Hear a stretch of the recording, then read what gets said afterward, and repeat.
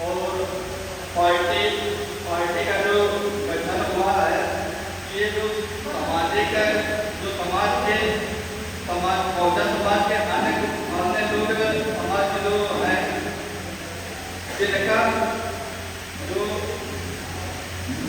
जनसंख्या ज़्यादा होते हुए भी उनको सामाजिक न्याय नहीं मिल पाता है और सामाजिक राजनीतिक हिस्सा नहीं मिल पाता।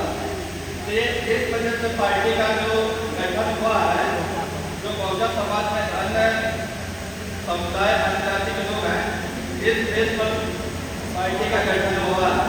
तो जो इंडियन जो पार्टी जो है, इनके जो राष्ट्रीय अध्यक्ष माननीय आरपी गुप्ता जी जो है, जो बिहार के रहने वाले हैं, जिन्होंने अपने समाज पर देखा कि इतनी जनसंख्या होते हुए भी समाज इतना पीछे क्यों जा रहा है, राजनीतिक हिस्सा क्यों नहीं मिल पा रहा है, तो उन्होंने सब कुछ काम सब कुछ किनारे करके उन्होंने सब कुछ त्याग करके उन्होंने जमीन पर संघर्ष करना चालू कर दिया। और पहला जाके बिहार जिले में 38 जिले जो भी लगते हैं, उन्होंने पहला जाके जो समाज के लोग हैं उनको उन्होंने जोड़ा और सामाजिक संगठन को उन्होंने मजबूत किया। जो पटना में गांधी मैदान है, वहाँ पर जाके उन्होंने और अन्य पार्टियों ने आज तक वो पटना के गांधी मैदान है, वो आज तक किसी ने भर ही नहीं पाया। ये हमारे राष्ट्रीय अध्यक्ष माननीय आरपी गुप्ता जी ने समाज को लेकर उन्होंने उस ग्राउंड को भरा, उन्होंने समाज को संगठित किया और समाज जो है संघर्ष भी कर रहा है।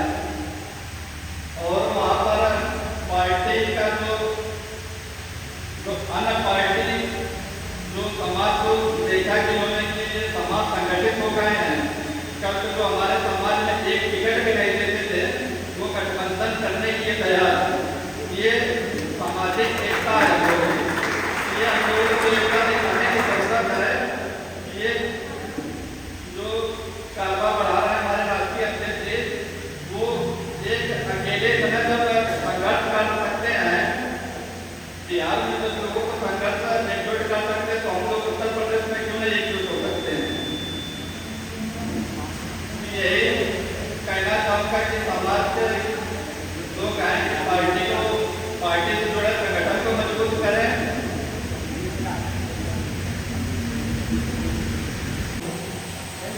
इसका मतलब क्या है, जरूरत क्यों पड़ी इंडियन इंक्लूसिव पार्टी की?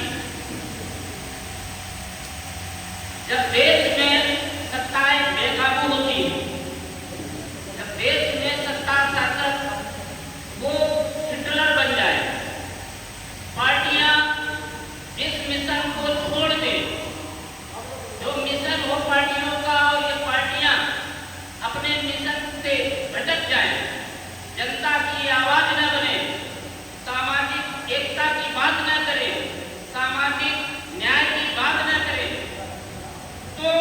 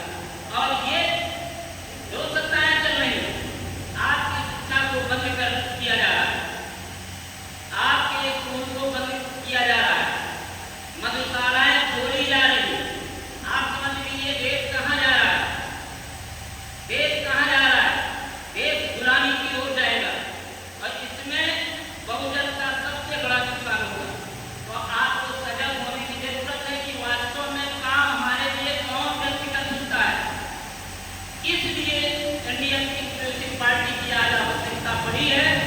दूसरी बात, बहुजनों की बात सारी पार्टियां करती हैं। क्या बहुजन को प्रतिनिधित्व वास्तव में जो मिलना चाहिए वो मिल रहा है? कई जातियां, बहुजन की कई जातियां हाशिए पर है, उनका कोई प्रतिनिधित्व नहीं, उनका कोई लीडर नहीं, उनकी कोई बात कहने वाला नहीं। आज समाज में अत्याचार हो, बलात्कार हो, लेकिन कोई आवाज नहीं बनने के लिए तैयार है। हम जीवन भर किसी के पीछे किसी को मत दे करके आप सत्ता तक पहुंचाते हो, केवल क्या इतना ही काम है? उसे भागीदारी चाहिए कि नहीं चाहिए? हमारी इंडियन इंक्लूसिव पार्टी का मतलब ही समावेशी, समावेशी का मतलब हम सबको मिलाकर चलने वाले लोग हैं। हमारी पार्टी का मतलब हिंदी में जब इसका अर्थ निकालेंगे तो समावेशी होता है। इंक्लूसिव का मतलब होता है समावेशी, मतलब सबको साथ लेकर चलेंगे और जो वास्तव में समाज को दिशा देनी है, समाज को जो जरूरत है, उन मुद्दों पर हम काम करेंगे। वो हमारी हम बाबा साहब के विचारों को सही रूप में, सही माने में, जो उनका सपना था वो पूरा कर सकते हैं। सपना सिर्फ सत्ता, व्यक्तिगत सत्ता से नहीं होता है। व्यक्तिगत हम नेता बन जाए, हम विधायक बन जाए, हमारे सारी चीजें हो जाए, हमारे से नहीं होता। हमारे समाज का विकास कितना हुआ है, हमारा समाज कितना टूट गया है नीचे, उसको उठाने की जिम्मेदारी पार्टियों की होती है। क्योंकि पार्टियां आपसे वोट देती हैं तो आपकी जिम्मेदारी है कि आपकी शिक्षा बढ़ी कि नहीं बढ़ी, आपकी दवाई मिली कि नहीं मिली। यहाँ पढ़ाई और दवाई की तो बात ही नहीं हो रही, रोजगार की कोई बात नहीं कर रहा है। क्या धर्म से देश चलेगा? क्या जातियों से देश चलेगा? और वो कौन सा देश आप बनाएंगे कि ये सारी चीजें हटा दी जाए, कि आपकी शिक्षा हटा दी जाए, आपकी चिकित्सा हटा दी जाए और फिर मात्र एक जातिवादी व्यवस्था में यदि आप भूल जाएं तो उससे नुकसान कहाँ पर होगा? हम उस दौर की बात करते हैं। हम 1949 में जब हम 49 के पहले जब गुलाम होते हैं, उसके बाद हमको जब 50 में स्वतंत्रता मिलती है, हमारी जनरेशन भी कम थी, संसाधन भी कम थी, तब देश में वो चीजें नहीं थी जो इंफ्रास्ट्रक्चर होना चाहिए। आज वो सारी चीजें हैं, लेकिन हम उनका उपयोग कैसे करें? शिक्षा आपको कह देते हैं कि भाई विद्यालय बंद हो जाएगा, वहां पर बच्चे कम हो जाएंगे। अरे कम से कम सरकारों को ये ध्यान में रहे कि आखिर बच्चे कम क्यों हैं। प्रश्न तो इस बात का होना चाहिए कि प्राथमिक स्कूलों में बच्चे कम क्यों हैं, इस पर चिंतन क्यों नहीं सरकारें कर रही? इस पर कर रही कि भाई 50 से नीचे बच्चे हो जाएंगे तो हम विद्यालय बंद कर देंगे, लेकिन आप ठेका देवता को खोलो, उसके लिए आपको कोई सर्वे नहीं करना है कि इसमें कौन से लोग हैं, किस कैटेगरी के लोग हैं, कि गरीबी में जी रहे हैं कि कैसे जी रहे हैं, लेकिन आपको पाठशाला खोलना है। लेकिन विद्यालय पाठशाला को बंद करना है, उनका एनालिसिस कौन करेगा? भाई शिक्षा प्रणाली को आप ठीक करिए ना। अपडेट होता है कि नहीं होता है? पहले कीपैड आया मोबाइल में, फिर आप एंड्रॉइड आ गया, या अपडेट हुआ नगर चल। विद्यालय को भी अपडेट करने की जरूरत है। तो ये कौन करेगा? जो सत्ता में है ना, और ये सत्ता वाले जानते सब है, लेकिन सवाल कौन करेगा? कोई तो कोई पार्टी करेगी ना, क्योंकि हमें अपने समाज का दर्द है, हमारा बहुजन समाज हाशिए पर है, इसलिए मुझे दर्द है और उस दर्द को बयां करता हूँ। और अपडेट करने की शिक्षा में भी जरूरत है, चिकित्सा में भी जरूरत है, क्योंकि शिक्षा और चिकित्सा आप दे दीजिए मुफ्त, राशन पानी में बंद कर दीजिए, शिक्षा और चिकित्सा मुफ्त कर दीजिए, एक जैसी शिक्षा प्रणाली कर दीजिए, सरकारी विद्यालयों में एक समान शिक्षा कर दीजिए, तो उस पर कोई बात नहीं करना है।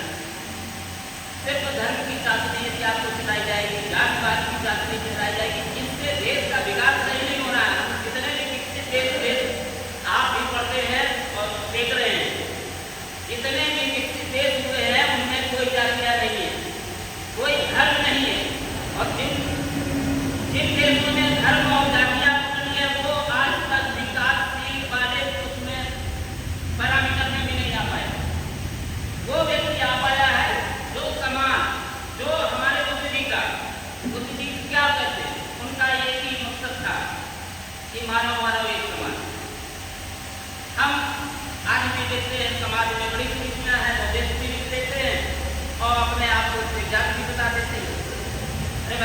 कुछ लिखने के बाद आपकी जान खत्म हो जाती है, फिर मतलब क्या रह गया है कि हम मान लीजिए कोई है, कमल है, हम खुद दिखाए नहीं, तो इसके बाद पौधे लिखने लगे बात को हम बताते हैं कमल, तो ये तो बेकार हो गया ना। वहाँ यही कबीर साहब ने कहा, हमारे महापुरुषों का यही सिद्धांत है, यही बाबा साहब ने जातियाँ नहीं बनाई। बाबा साहब ने आपको SC ST OBC 3 कैटेगरी में आपको एक समाहित किया। उन्होंने कोई जात नहीं प्रदर्शित की, जातियाँ को हम लोगों ने बना करके यहाँ पर अपने फायदे के लिए, नुकसान के लिए सारी चीज़ों को आप पकड़े घूम रहे हैं। जबकि एक वर्ग में आप SC हैं, OBC है, माइनॉरिटी है और ST है, इसके अलावा कुछ भी नहीं। आपको जो भी रिजर्वेशन मिलेगा, जो भी चीजें सरकार के द्वारा मिलेगी, वो सिर्फ उसी दायरे में मिलेगी। अनुच्छेद 41, 42 और 43 ये जो मिलेगा इनके दायरे में मिलेगा। तो हमको समझना है कि वास्तव में जो पार्टियां हमारे साथ मिल करके और आपको डर दिखा करके मात्र एक आपके सामने एक डर प्रस्तुत किया जाता है, वो पहले दूसरे लोग करते थे, आज पार्टियां आपको डर दिखाती हैं, भय दिखाती हैं। किसी को कहेगी इनकी सत्ता आ जाएगी कि तो आपकी बहुत बढ़िया बड़ी हो जाएगी, दूसरे की आ जाएगी तो आपकी हो जाएगी। कोई पार्टी ये नहीं कहती है कि हमें इन जातियों से मतलब नहीं, हम समाज में हथिये को जो खड़ा व्यक्ति है हम उसकी मदद के लिए आए, सत्ता किसके लिए हम ले रहे हैं? राजा का काम होता है या शासक का काम होता है? शासक का काम होता है जनता के बीच में जाकर के संवाद करना, जनता की समस्याओं को सुनना, जनता की समस्या क्या है उसका निवारण करना, ये राजा का काम है। राजा का ये काम नहीं है कि आपको डरा करके इनको अलग किया गया, इनको डरा करके दूसरों को अलग किया। ये काम यदि हो रहा है, इससे हमें थोड़ा सजग रहने की जरूरत है और इसीलिए इसका नाम कम्युनिस्ट पार्टी है। इस समावेश से हम बात करते हैं प्रतिनिधित्व भी आपको मिलेगा संख्या के आधार पर। और ये मानवर काशीराम का भी नारा था, जगदेव प्रसाद का भी नारा था, चौरसिया जी का भी नारा था, कर्पूरी ठाकुर का भी नारा था कि जिनकी जितनी संख्या वाली उसकी उतनी हिस्सेदारी। ये हमारे समाज के नायक थे, ये शुरू से कह रहे हैं। लेकिन पार्टियां क्या है, पार्टी में एक जात का वर्चस्व हो जाता है, वो वर्चस्व जहाँ जहाँ होगा, पहले तो स्टार्टिंग में सारे लोग आते हैं, फिर इसके बाद टूट जाते हैं। आज हंसिए पर पार्टियां यदि है बहुजनों की, तो उसके सिर्फ कारण है कि आप वोट लेना जानते हैं, प्रतिनिधित्व देना नहीं जानते। और यदि प्रतिनिधित्व देते तो हमें लगता है कि नई पार्टियों का उदय नहीं होगा। उदय तब होता है जब हमें ठगा जाता है, हमें छला जाता है, हमसे झूठ फरेब बोला जाता है कि हम आपके लिए, लेकिन काम किसी और के लिए होता है। इन चीजों को हमको ध्यान में रखना है। इसलिए IISP का यदि आप साथ देंगे तो आप देखेंगे प्रतिनिधित्व की हिस्सेदारी आपकी संख्या के अनुरूप मिलेगी आपको। और हमारा सिर्फ और सिर्फ मकसद ये होगा कि जितने पायदान पर खड़ा हुआ व्यक्ति उसके बेटों को शिक्षा मिले, उसको चिकित्सा मिले और उसको फिर शिक्षित होने के बाद रोजगार भी मिले। अब सरकारें तो निजीकरण में लगी हुई है और वो भी अभी एक हमारे इसी में विधानसभा में उठा था, प्रतिनिधि के माध्यम से आया कि भाई जब आप संविदा पर कर्मचारी रख ही रहे हो तो किसी कंपनी को नामिनेट क्यों कर रहे हो? सरकार उनको डायरेक्ट उनके खाते में पैसा ले, पता लगा उसको वेतन तो 18,000 मिलता है, लेकिन कंपनी वाले उसको 10,000 देते, 5,000 खा जाते। तो वही सरकार ये उसको करे तो कम से कम 18,000 को कम से कम 8,000 का दूसरा उसको मिलेगा। ऐसे बिचौलिया आ जा रहे। तो ये सारी व्यवस्थाओं की लड़ाई आपको खुद लड़नी है, क्योंकि जब तक आप अपनी लड़ाई को नहीं लड़ेंगे तब तक आपकी आवाज ना वहां तक जाएगी, ना वहां तक इतनी क्रांतियां आपने देखी, चाहे हम भारत देश गुलाम ना हो, चाहे उसके पहले की बात हो, बड़ी बड़ी क्रांतियां हुई भारत में। 1857 से क्रांति शुरुआत हुई भारत में, अंग्रेजों भारत छोड़ो का। इसके बाद हम 1949 तक स्वतंत्र भी हुए, एक क्रांति हुई। इसके बाद भी देश में भी क्रांतियां हुई और क्रांति का जन्म तब होता है जब हमारी समस्याएं होती हैं और आप होते नहीं। सत्ता में बैठे लोग गूंगे और बहरे हो जाते हैं और आपके समाज का चुना हुआ व्यक्ति जा करके एक एजेंट हो जाता है। वो कंपनी का ये पार्टियां जो है प्राइवेट लिमिटेड कंपनी के नाम पर बना करके और लोग अपने एजेंटों को उतार दिया जाता है और आपके जात के नाम पर उनका वोट ले करके उनके मिनिस्टर बना दिया जाता है विदाउट पोर्टफोलियो, मतलब अधिकार से खत्म कर दिया जाता है। इनसे भी हमें सजग रहना है कि हमारे जात के नाम पर प्रत्याशी को खड़ा करके आपका वोट बेचा जा रहा है।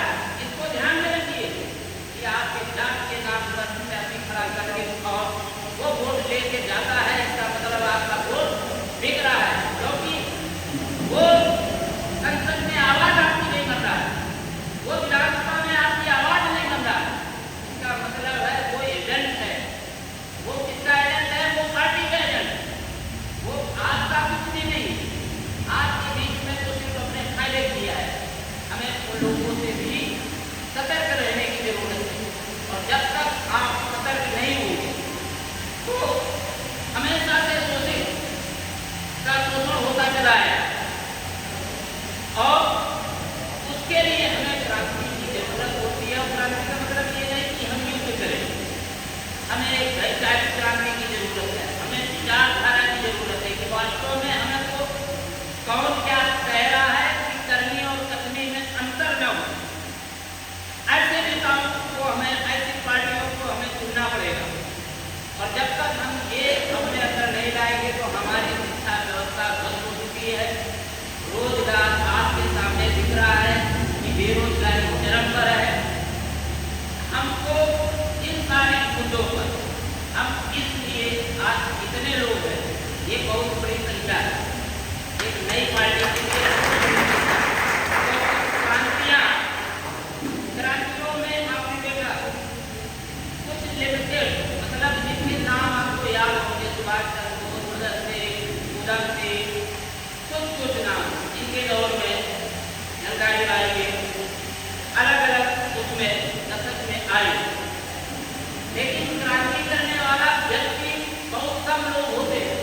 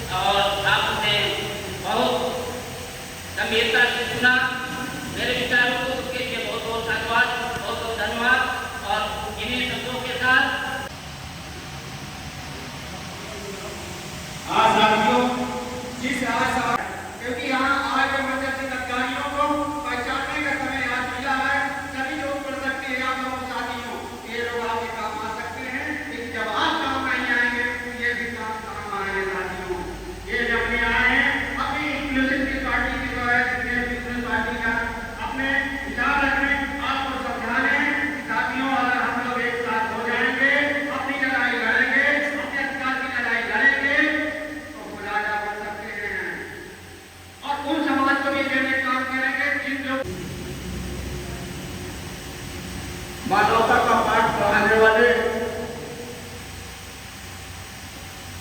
भगवान मोदी जी के चरणों में एवं कुर्सी पे बैठने और बोलने का अधिकार दिलाने वाले संविधान निर्माता बाबा साहेब अम्बेडकर जी को चरणों में श्रद्धासुमन अर्पित करते हुए और हमारी बहन माता झलकारी बाई कोरी जो हमको वीर को प्रदान कर गई, उनके चरणों में श्रद्धासुमन अर्पित करते हुए मैं ज्यादा न बोलते हुए मैं सिर्फ इंडियन इंक्लूसिव पार्टी के राष्ट्रीय अध्यक्ष एवं समाज पदाधिकारी करूंगा। मैं हार्दिक बंधन और अभिनंदन करता हूँ। मैं फतेहपुर से बिलोंग करता हूँ। मैं एडवोकेट हूँ। मेरा नाम शिवकुमार भास्कर एडवोकेट है। मैं तो फतेहपुर में फतेहपुर की सीमा तक लगातार कहीं भी समाज के प्रति कोई कार्यक्रम होता है, समय भावना हो तो अवश्य पहुंचता हूं और समाज को जागरूक करने एवं सहयोग करने की भावना से सभी लोगों का साथ देता हूं। मेरा राष्ट्रीय महोदय जी से एक निवेदन है कि हमारे फतेहपुर की जनता, फतेहपुर का समाज बहुत बिखरा हुआ है। इसका समाज को जोड़ने का एवं सहयोग करने का आपको बहुत बहुत धन्यवाद। और समाज के प्रति अगर किसी प्रकार की कोई अत्याचार परेशानी होती है तो हमारे राष्ट्रीय अध्यक्ष जी फतेहपुर के समाज के लोगों को देखने का और सहयोग करने का काम करेंगे और अन्य जिले में भी, क्योंकि राष्ट्रीय अध्यक्ष जी का काम पूरे राष्ट्र के लिए होता है। अगर किसी के ऊपर कोई अत्याचार हो रहा है तो हमारे उत्कृष्ट पार्टी के सभी पदाधिकारीगण बराबर आकर के उनका सहयोग करेंगे तो जरूर समाज एकत्रित होगा और समाज एक होगा। कहने और करने का काम नहीं है, करना है, कहना नहीं है। अगर किया जाएगा तो जरूर एकत्रित होगा।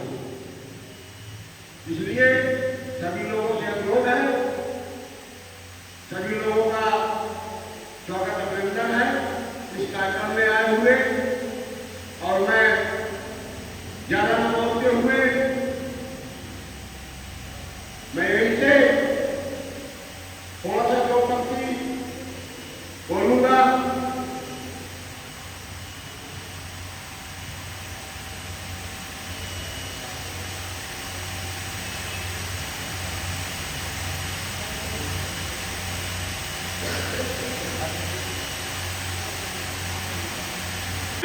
काम किया है ये हमारे लिए, हमारे जनपद के लिए, हमारे प्रदेश के लिए और हमारे देश के लिए गर्व की बात है।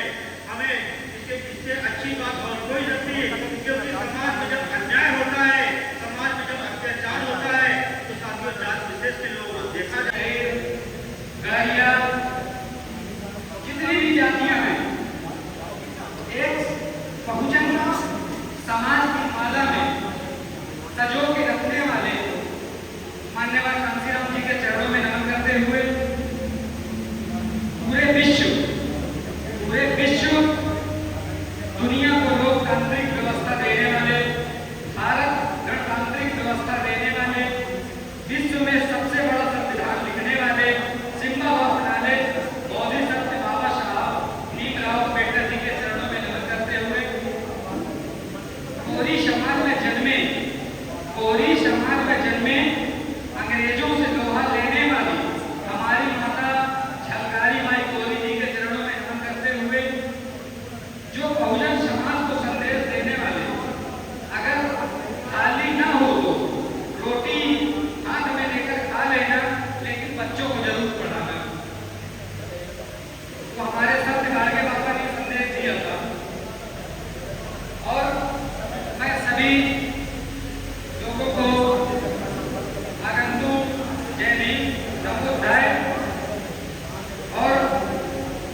एक बार जोर से हाथ उठाकर बोलिएगा, जय भीम, जय भीम।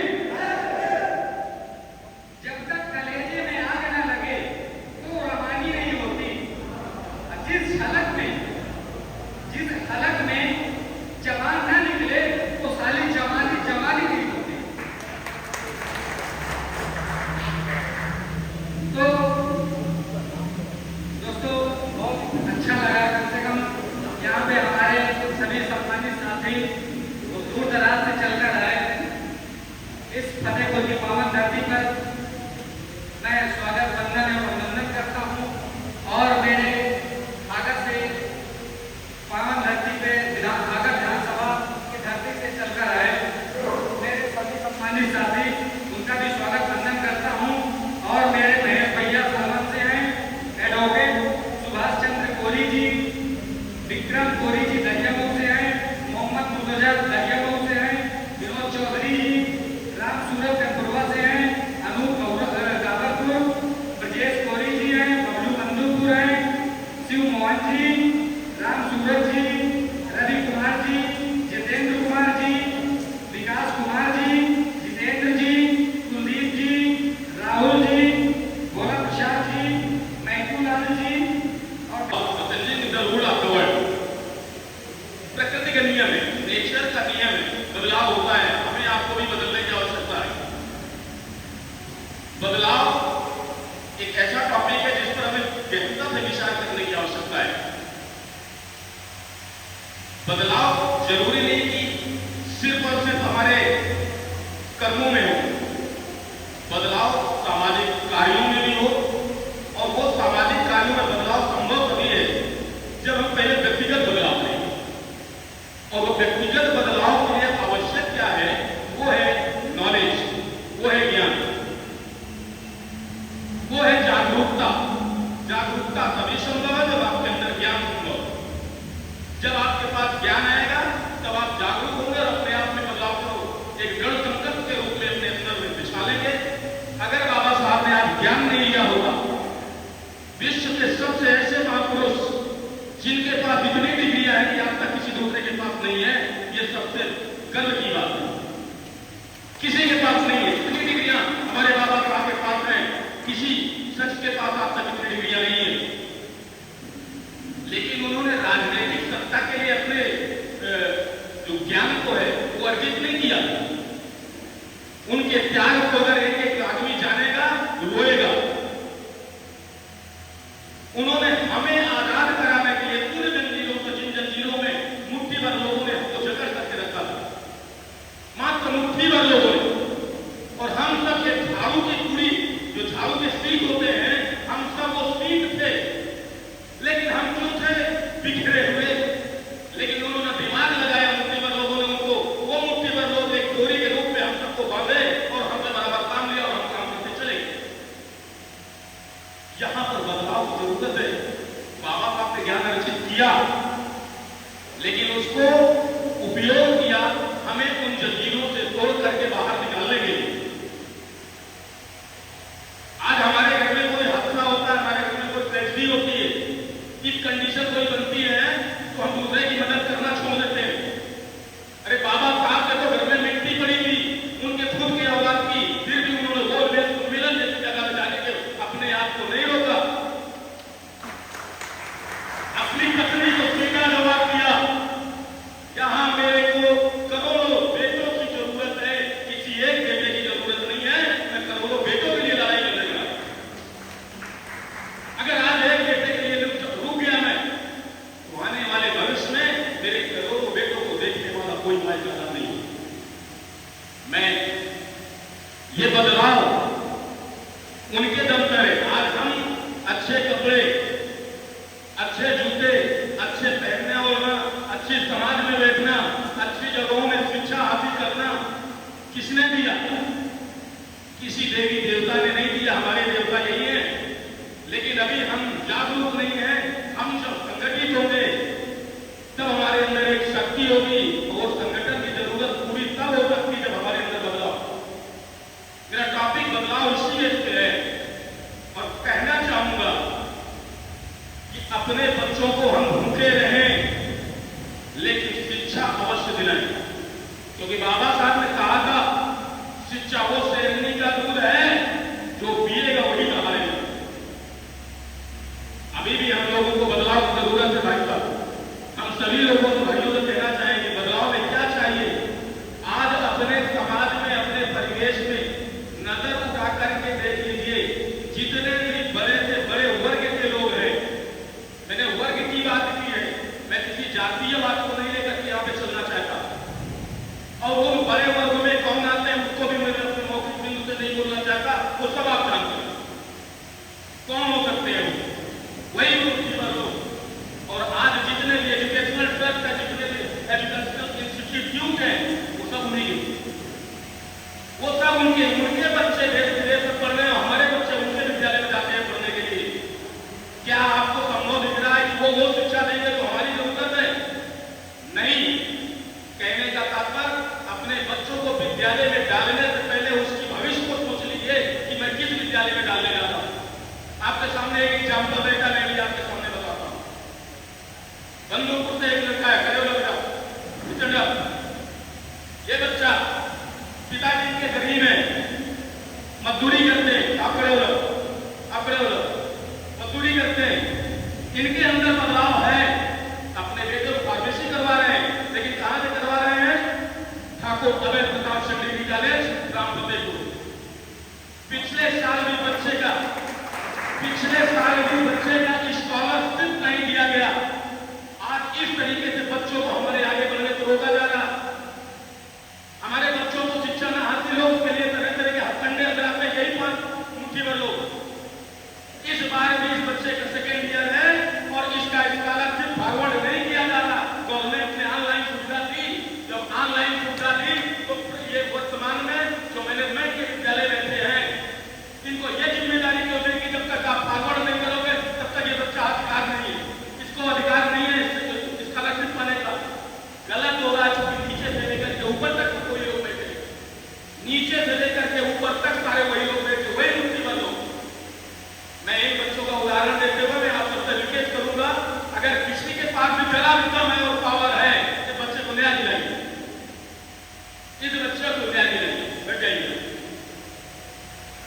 मैं बदलाव की बात करते हुए, जब हम बदलाव करेंगे, शिक्षित होंगे, हमारी आगामी पीढ़ी शिक्षित होगी, बदलाव निश्चित है, क्योंकि जब शिक्षित होगी तो जागरूक होगी।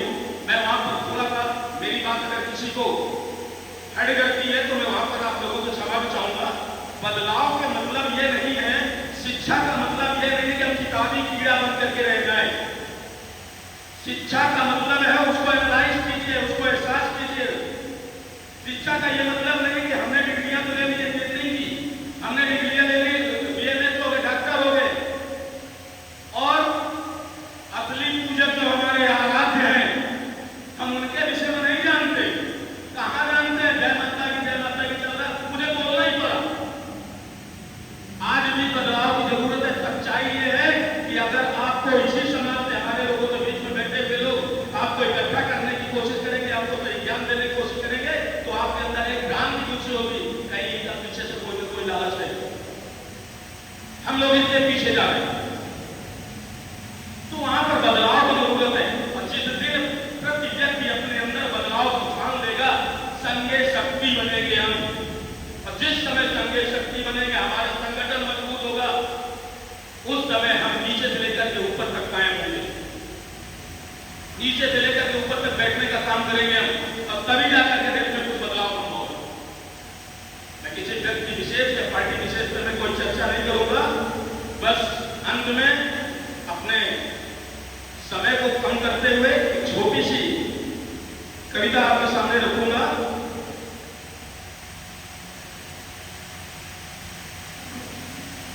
ये कविता महान कवि सोहनलाल द्विवेदी जी ने लिखा था। लहरों से डरकर नौका पार नहीं होती, एक एक शब्द पे बहुत ही कीमती मोती छिपे हुए। लहरों से डरकर नौका पार नहीं होती, नदियों की जो लहरें हैं उसको अगर डर गई नाव तो कभी पार नहीं करेगी। लहरों से डरकर नौका पार नहीं होती, कोशिश करने वालों को कभी हार नहीं होती।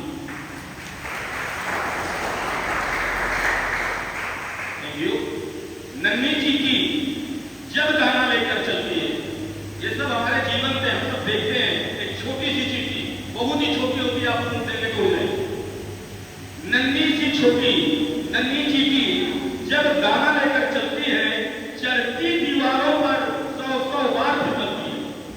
दाना लेकर के ऊंचाइयों पर चढ़ने का प्रयास करती है, गिर पड़ती है, फिर प्रयास करती है, फिर गिर पड़ती है, लेकिन अपने प्रयास को निरंतर जारी रखती है। तो चढ़ती दीवारों पर 100 बार फिसलती है। मन का विश्वास रखो, मन का विश्वास रगों में साहस बनता है। मन में एक विश्वास पैदा करना है कि हमें अपने आप को बदलना है।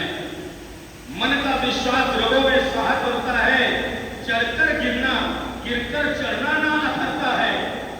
मेहनत उसकी बेकार हर बार नहीं होती, कोशिश करने वाले की कभी हार नहीं होती। तुर्किया सिंधु में गोताखोर लगाता है। सिंधु यानी समुंदर, सागर, और जो गोताखोर होते हैं तो उसमें डुबकी लगाते हैं, उन्हें गोताखोर बोलते हैं। कहा गया कि तुर्किया सिंधु में गोताखोर लगाता है, जा जाकर खाली हाथ लौट कर आता है। मिलते न सहत ही मोती गहरे पानी में, बहता दूध गुना विश्वास इसी हैरानी में।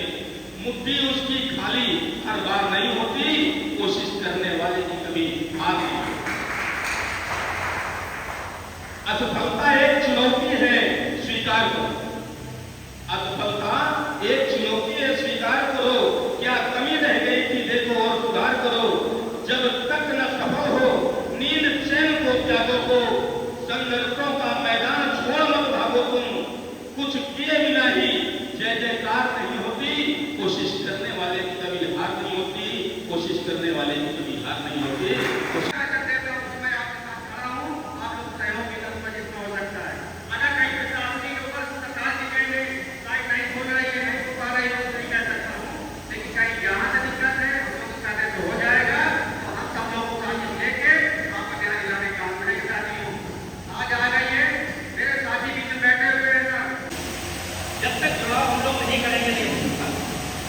सबसे बड़ी बात पूरी बिरादरी में मेरे अपने विवेकानुसार अर्थव्यवस्था में से 25% ही शिक्षित लोग हैं, बचे 77%। हम मोहल्ले में, अपने मोहल्ले में, पूरे मोहल्ले में, कई मोहल्ले हमारे जहाँ हमारे बिरादरी रहते हैं, उनमें दारू पीना, गेट का सेवन करना, शाम को रात खेलना, इसके बावजूद वो तमाम सारी बैड एलिमेंट्स उन्होंने पाए जाते हैं जो हमारे लिए खतरा का होकर का एक प्रतीक है।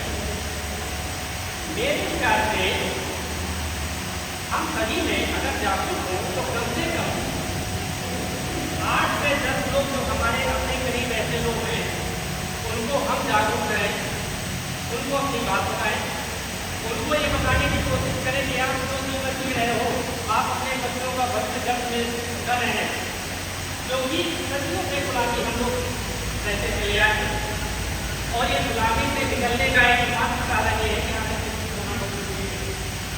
और बच्चों के शिक्षित होने से पहले अभिभावकों को, गार्जियन को शिक्षित होना बहुत जरूरी है।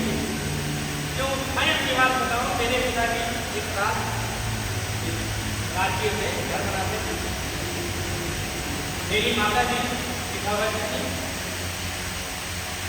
क्योंकि पिताजी मेरे बहुत थे, काम उनको लगता नहीं और काम लग जाए तो 11 के लोग उनकी काम करते चाहते हैं। तो हमें सबसे पहले अपने समाज में अगर कोई डॉक्टर है तो डॉक्टर को प्रमोट करना होगा, मास्टर को प्रमोट करना होगा, वकील है तो वकील को प्रमोट करना होगा, ताकि समाज में सबको पता चले कि हमारे समाज का डॉक्टर कौन है, कौन वकील है। यही नहीं जानकारी है। जब जानकारी नहीं है तो हम लोग कहीं ना कहीं दूसरे के पास जा रहे हैं। जब दूसरे के पास जाएंगे तो समाज का पैसा दूसरे के पास जाएगा। तो प्रयास ये करें कि अगर हमारा कोई भी काम फंसा हुआ है तो अपने समाज के व्यक्ति से ही करवाएं और ज़्यादा से ज़्यादा लोगों को जानकारी दें कि हमारे समाज में ये डॉक्टर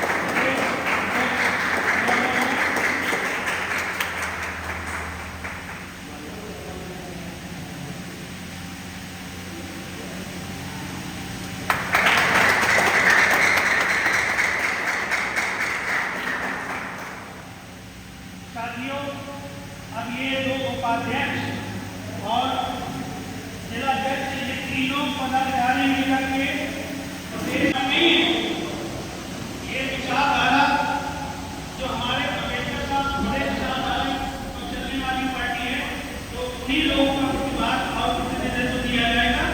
तो ये गठन करेंगे।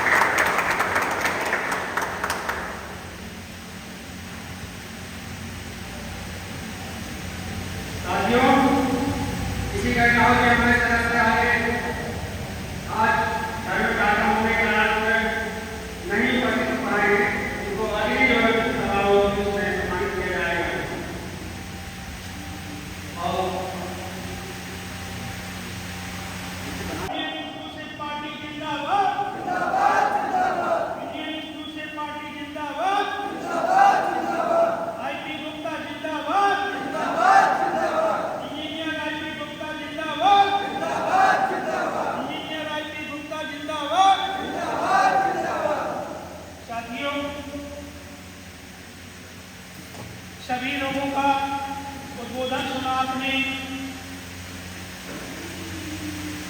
बहुत कुछ आपको प्राप्त हो चुका। मैं ज्यादा समय न दूंगा। सबसे पहले मैं गौतम बुद्ध जी को, बाबा साहब को, माता हीरानीला जलकारी बाई जी को, बहुजन समाज में जिनके बहुत महापुरुषों को, जिन्होंने समाज में और देश के अंदर बदलाव लाने का कार्य किया, जो बदलाव आज हमको दिखता है, उन सभी के श्री चरणों में नमन वंदन करते हुए इंडियन इंक्लूसिव पार्टी के आज उपस्थित इस कार्यक्रम में पदाधिकारीगण, समाज के सामने बैठे समाज के कर्मठ और जुझारू साथियों, भाइयों बहनों,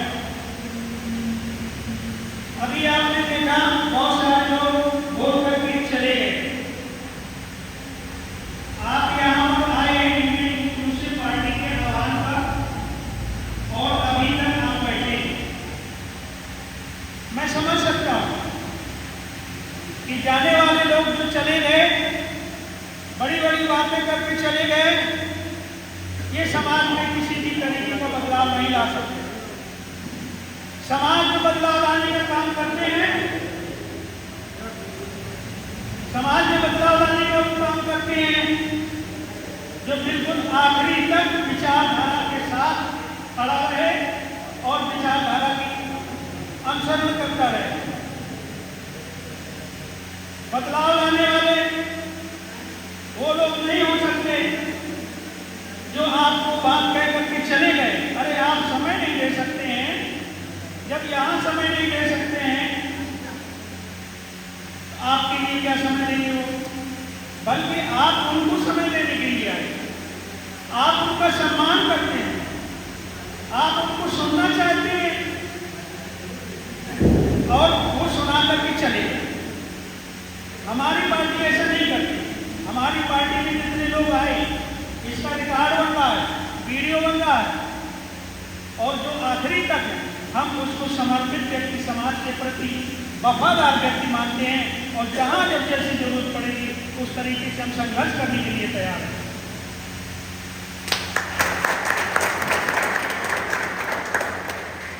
ये इंडियन इंक्लूसिव पार्टी बनाने की क्यों आवश्यकता पड़ी?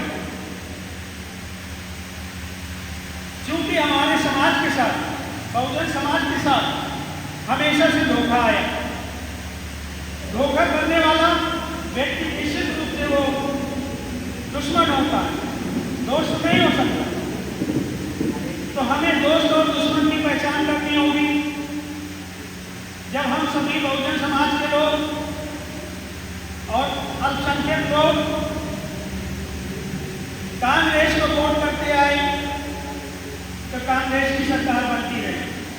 देश में जब लगा कि कांग्रेस हमारे अल्पसंख्यक समाज को और दलित समाज को ठगने का काम कर रही है, धोखा देने का काम कर रही है, तो हमारे लोग दूसरी पार्टी को वोट देना शुरू कर दिया, तो उनकी सरकारें बनने लगी।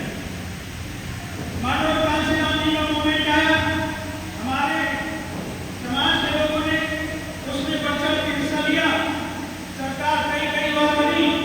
उसके बाद हमें क्या मिला? हमारे समाज को क्या मिला? जो हमारा राष्ट्रीय समाज है, एक विशेष वर्ग को उसमें सब कुछ मिला, उनके और बाकी के जो ऐसी समाज है उनके साथ धोखा हुआ। ये धोखा खाते खाते हमारा समाज भारतीय जनता पार्टी को वोट करने लगा, और देश में भारतीय जनता पार्टी की लगातार सरकार बन रही है, प्रदेश में बन रही है, लेकिन यहाँ भी आपके साथ धोखा ही धोखा हो रहा है।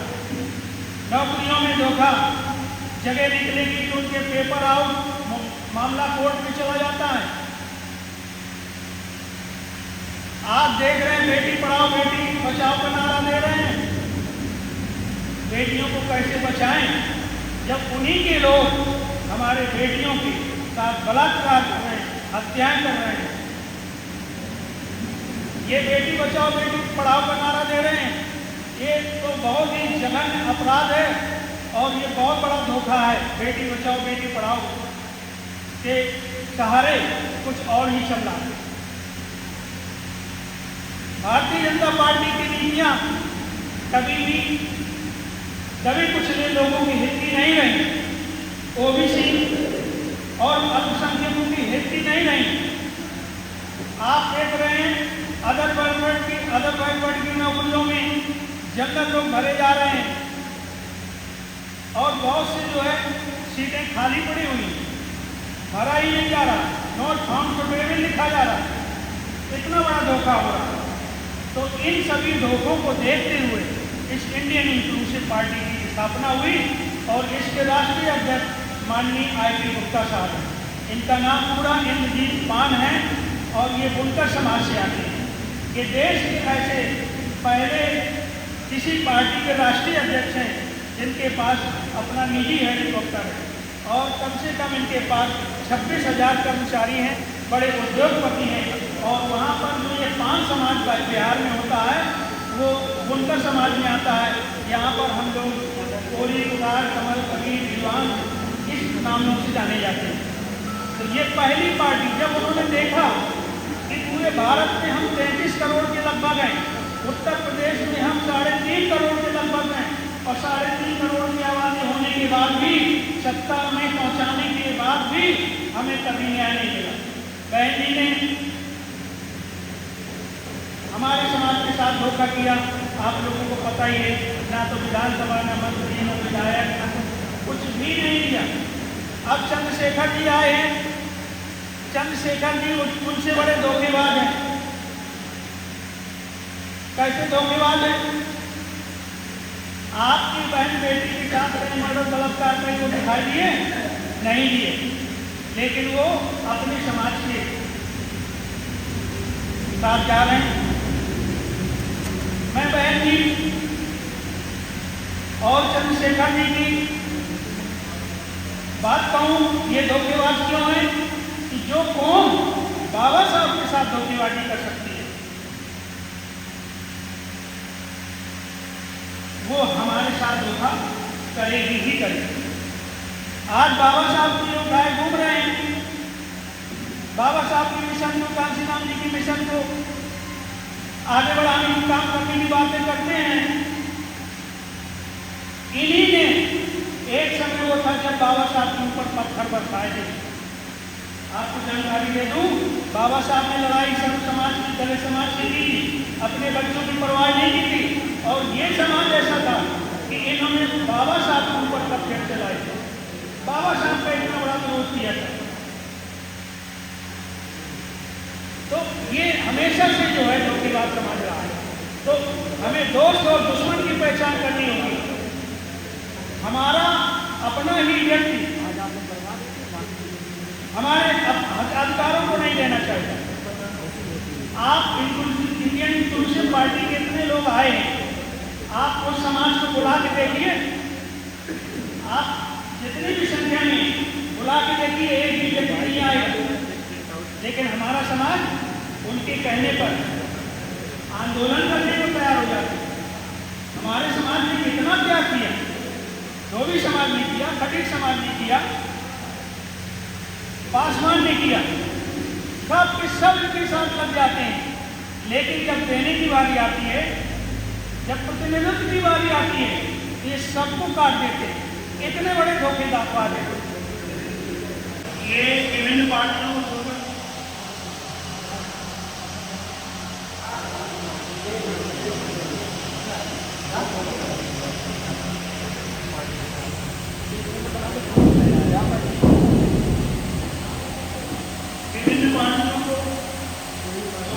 आज इंडियन इंक्लूसिव पार्टी में जो शामिल हुए हैं, विनोद चौधरी जी, अनूप जी, मोहम्मद मुर्तजा, राम सुंदर जी, विक्रम जी, भोला भाई, अब्लू भाई, महबूब, राम बाबू जी, राहुल जी, कुलदीप जी, इन सभी का इंडियन इंक्लूसिव पार्टी में हार्दिक अभिनंदन और स्वागत है।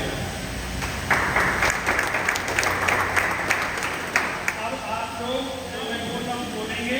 हम भारत के लोग 8 दिनांक 28/9/2025 को फतेहपुर की पावन धरती पर वचन और प्रतिज्ञा लेते हैं कि इंडियन इंक्लूसिव पार्टी और इंजीनियर आई.पी. गुप्ता जी की विचारधारा भारत के कोने कोने तक पहुँचाने और पार्टी का विस्तार करने और मंत्र निर्देश लोकतंत्रात्मक समस्त नागरिकों को सामाजिक, आर्थिक और राजनीतिक न्याय, विचार, अभिव्यक्ति, विश्वास